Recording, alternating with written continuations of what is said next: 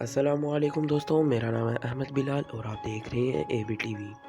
تو جیسا کہ ہم سب فلسطین کو سپورٹ تو کر رہے ہیں، لیکن ہم میں سے زیادہ تر لوگ یہ نہیں جانتے کہ کیسے اسرائیل نے فلسطین پر قبضہ کیا ہوا ہے۔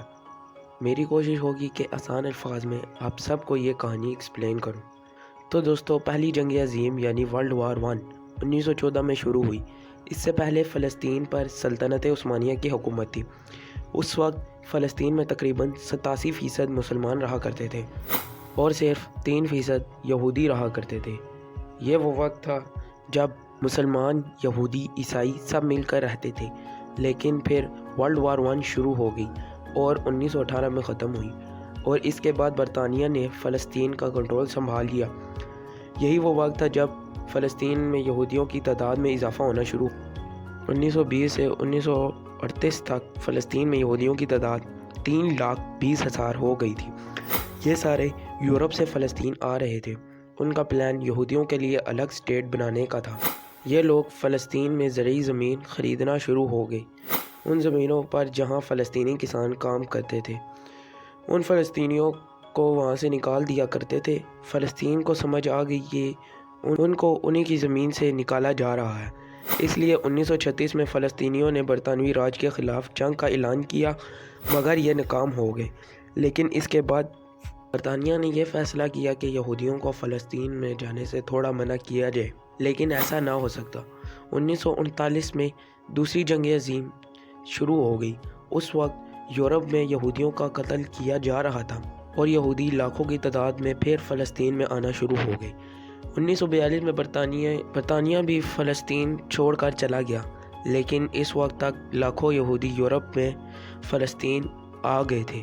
1947 میں یونائٹڈ نیشن نے کہا فلسطین کو 2 حصوں میں بانٹ دیا دے، 55% حصہ یورپ سے آنے والے یہودیوں کو دے دیا جائے اور 45% حصہ فلسطین کو دیا جائے، یعنی جن فلسطینیوں کی اپنی زمین تھی وہ اب انہی کے پاس 45% رہ گئی تھی۔ یونائٹڈ نیشن نے یہ بھی کہا جیروسلم جہاں مسجد اقصی ہے وہ نیوٹرل جگہ ہوگی۔ دوستو، یہی وہ وقت تھا جب اسرائیل نے خود کو ایک اسٹیٹ ڈکلیئر کر دیا۔ 1948 میں عرب ملکوں کی اسرائیل سے جنگ شروع ہوگی۔ جنگ کے بعد اسرائیل نے فلسطین کے 78% پر قبضہ کر لیا، یعنی اب اسرائیل کے پاس 78% حصہ آ گیا تھا۔ 1967 میں اسرائیل اور عرب ممالک کی دوبارہ جنگ شروع ہوگی۔ اب اسرائیل فلسطین کے اور حصوں پر قبضہ کر لیا، یعنی کہ غزہ، ویسٹ بینک وغیرہ، اور اسرائیل نے جیروسلم پر بھی قبضہ کر لیا جو ایک نیوٹرل جگہ تھی۔ 1980 میں اسرائیل نے جیروسلم کو اپنا کیپٹل بھی بنا دیا اور وہاں 4 لاکھ فلسطینی جو رہا کرتے تھے ان کو سٹیزن شپ سے بھی محروم کر دیا۔